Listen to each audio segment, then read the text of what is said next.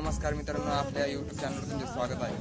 तुम्ही आजकाल बघत आहात की आपण कारखान्यात ऊस नेण्यासाठी बैलाचा यूज करतो, पण बैलाची काय अवस्था होती ते त्यांना बोलता येऊ शकत नाही म्हणून आपण त्यांचे कशा प्रकारे हाल करत आहे। आता आपल्याकडे ट्रॅक्टर आहे, गाडी आहे, आपण त्याचा यूज न करता आपण बैलाचा यूज करत आहे।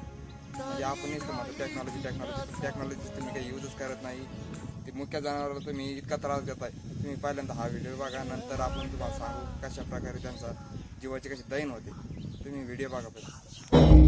बळगे झुंजाया कीर्तीची ढाल दे नविती पंच प्राण जीवारत ताल दे कर पलरान देवा जळशी। तुम्ही बघितलं की ते आपण जो व्हिडिओ पाहिला तुम्ही त्याच्यात कशा प्रकारे ते बैल खाली पडला आहे, त्याची काय अवस्था होत आहे, तरी बी लोक त्याच्या अंगावर आणखी ऊस टाकत आहे। म्हणजे किती 4-5 टन ऊस एका बैल झोपू शकतो, इतकी सहनशक्ती नसताना तो त्याचं काम करतोय, तरी बी लोक आणखी टाकताय। म्हणजे विचार करा तुम्ही त्या बैलाची अवस्था काय होत आहे। माझी सरकारला एकच विनंती आहे की आपण जे ट्रॅक्टर वगैरे जे काढलेले आहे त्यांचं यूज करा आणि कारखान्याला माल पोहोचा।